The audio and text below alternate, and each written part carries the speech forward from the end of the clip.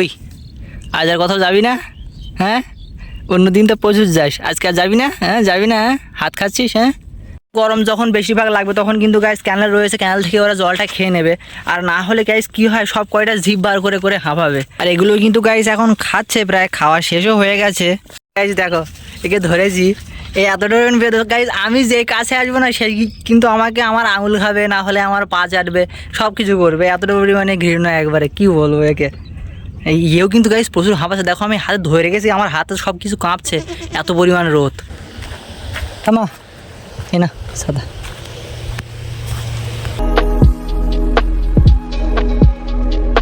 So hey guys, welcome back to my new blog. তো guys আশা করি সকলে ভালোই আছো, আমি অনেক ভালো আছি। ছোট্ট আর একটা মিনি ব্লগে তোমাদের সবাইকে স্বাগত। রোজকার দিনের মতো কিন্তু আমি বাড়ির সব কাজ শেষ করে আজকে আবারও কিন্তু চলে এসেছি আমি ছাগল নিয়ে ক্যানেলে। তো ক্যানেলে আজকে কিন্তু একটা নতুন জিনিস হয়েছে, নতুন জিনিস বলতে আমি সকালবেলা থেকে কিন্তু এ সাইডে আসিনি, ঘুম থেকে উঠে ছাগল পাগল যখন এনেছি বাড়ির সব কাজ করে তখন থেকে কিন্তু ক্যানেলে জল ভরে গেছে। অবশ্য আজকে ডিবিসি ক্যানেল ছেড়েছে, না না আজকে বললে নয়, আমাদের এই সাইডটা জল এসেছে আজকে, কিন্তু ছেড়েছে হয়তো এখান থেকে 10 থেকে 15 দিন আগে। তো গাইস তোমরা অনেকেই বলতে পারো যে ক্যানেল ছেড়েছে তাতে আমাদের কি বা কিছু। তো গাইস আমাদের এখানে সব থেকে বড় ফায়দা কি, যে আমাদের যেহেতু এখন চারিদিকে ধান রোয়া হচ্ছে, তো জলের কিন্তু অনেকটাই কম হয়ে গিয়েছিল, যার ফলে অনেকে ধান রোয়া হচ্ছিল না।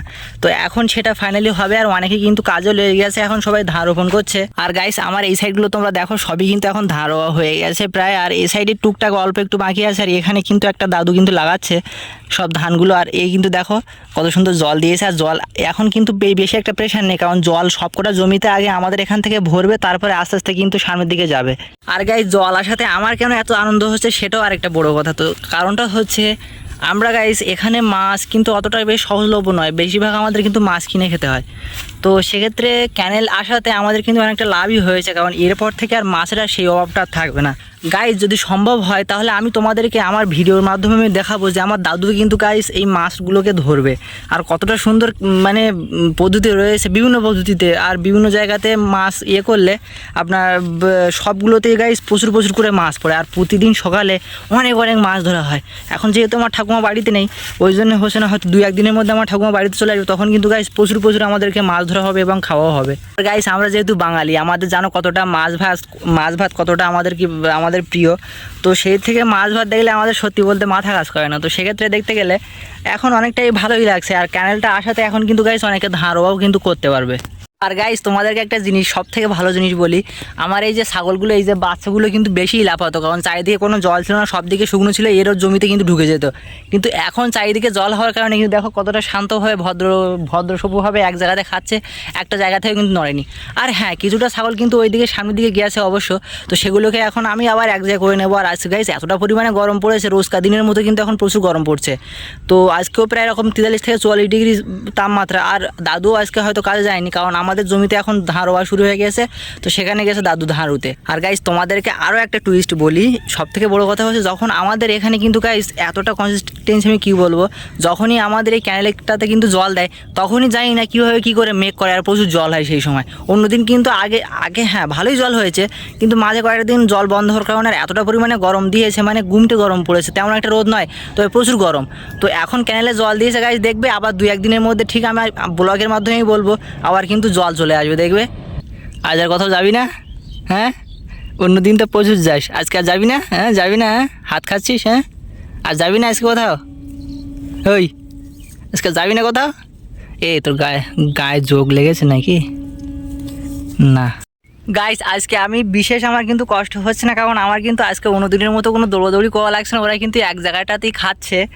আর তোমাদেরকে আরও একটা ফ্যাক্ট বলি, যখন গাইস রোদটা বেশি পড়েছে না, ওরা কিন্তু বেশিরভাগ সময় কিন্তু জিভ বার করে হাঁপাবে।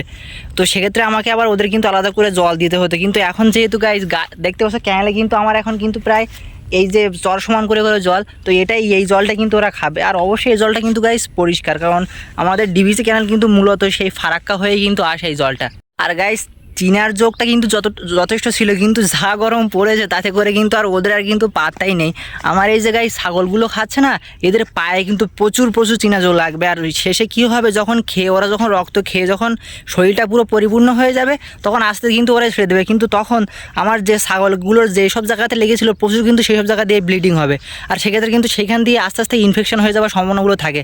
তো আমার সেই সময় কিন্তু আমি অবশ্যই সেই সময় ব্লগ করতাম না, তো আমি এখন রিসেন্টলি ব্লগ করি, সেই সবগুলো আমি যা যা হয় আমি আমি সেগুলো কিন্তু তোমাদেরকে আমি দেখাই।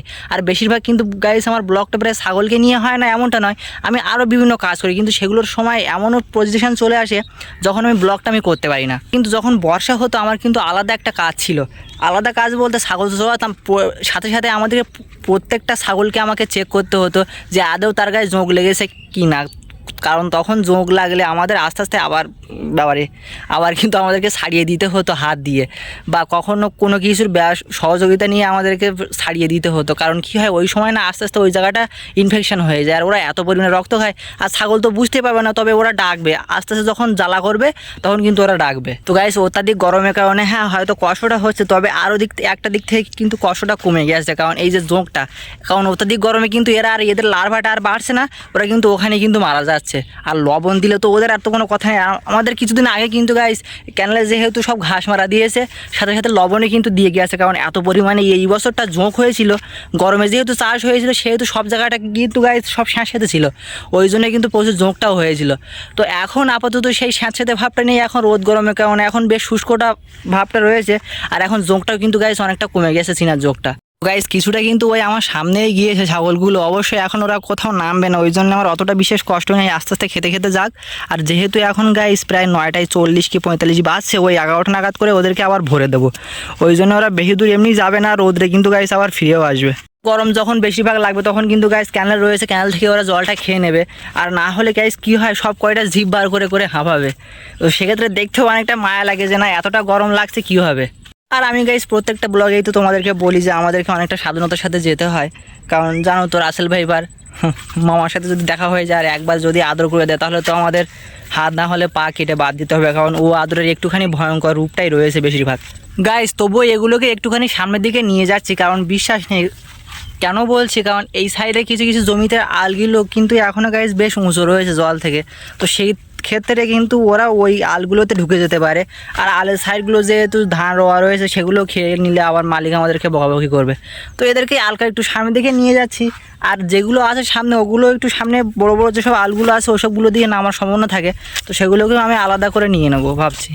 তো গাইস ফাইনালি কিন্তু ওদেরকে আমি সামনে আটকে দিয়েছি, বেশি একটা দূরে যাই না। আর আমাদের বাড়ি যে পিসিটা ছিল ওরাটা কিন্তু অনেক আগেই ছাগল ছেড়েছে আমার আগে, আমি 9:20 নাগাদ ছেড়েছি, ওরা কিন্তু 8টা নাগাদ ছেড়ে দিয়েছে, অবশ্য অনেকটা খেয়েও নিয়েছে ওদের ছাগল, আমারগুলো এখনও খেতে পারিনি। গাইস আমার শুধুই মনে হচ্ছে যে আমি কখন বাড়িতে যাব, কারণ এতটা পরিমাণে গরম লাগছে, আমার ছাগলগুলোকে খাওয়াতেই ভালো লাগছে না, কিন্তু কী করবো এগুলোকে আবার কিন্তু গাইস বিকালে ছাড়তে গেলে সেই দেরি হয়ে যাবে, ওই জন্য যতটা পারি কিছুটা সময় খাইয়ে নেই কষ্ট করে। আর আমার গায়ের জামাটাও কিন্তু অলরেডি কিন্তু ভিজে গেছে বলতে গেলে, এতটা পরিমাণে গরম লাগছে, গুমটে গরম একবারে। আর এগুলো কিন্তু গাইস এখন খাচ্ছে, প্রায় খাওয়া শেষও হয়ে গেছে। রোজই ব্লগে বলি এটা স্বাভাবিকভাবে রোজই হয়, জানি না এতটা দেখে রাখার পরও এরা যে কোন সাইড দিয়ে যে আলে বড় বড় আলে যায় এটা দেখাই যায় না, মানে হঠাৎ করে এই জায়গায় খাচ্ছে, একটুখানি নজর হাঁটালে তো অন্য আবার আলে চলে যাবে, আর সেসব জায়গাতে ধান রয়েছে মালিক দেখলে বকাবকি করবে, সেই সব জায়গাতে এরা বেশি করে যাবে প্রত্যেক বছর। কারণ আমাদের জমির সামনেই আমাদের যে কলটা সৃষ্টি হওয়ার কারণে, মানে তৈরি হওয়ার কারণে আমাদের কিন্তু প্রত্যেকবারই কিন্তু বেশ কিছুটা জায়গা আমাদেরকে কিন্তু ধান রোয়া হয় না, কারণ সেই সব জায়গায় কী হয় জলের অত্যাধিক স্রোতের কারণে সেসব ধানগুলো হয় উঠে যায়, না হলে নষ্ট হয়ে যায়, না হলে কখনো বাড়ে না। তো সেই সব জায়গাগুলোকে কিন্তু গাইস আমাদেরকে আলাদা করে, অবশ্য সেসব জায়গাগুলো কিন্তু ধান আমাদেরকে লাগানো হয় না, অবশ্য মালিকেরা যারা আমাদের জমি থেকে জল নেয় তারা অবশ্যই সেটা পুড়িয়ে দেয় যে না ঠিক আছে তাহলে তুমি এতটুকু ধান আমার এখান থেকে নিও, বা অন্যজন বলে যে ঠিক আছে তুমি তাহলে আমার এখান থেকে এতটুকু ধান নিও, যেহেতু আমাদের জন্য তোমার ক্ষতিটা হচ্ছে। তো সেই থেকে দেখতে গেলে গাই সবাই একে অন্যের পাশে দাঁড়িয়ে সাহায্য করে কিন্তু এখানে জমিটা করা হয়, আর সবাই একে অন্যের পাশে থাকেও। কিন্তু ওদেরকে বাড়িতে এনেছি আর এখন ঢুকিয়েও দিচ্ছি প্রায় বাড়িতে ঘরের মধ্যে।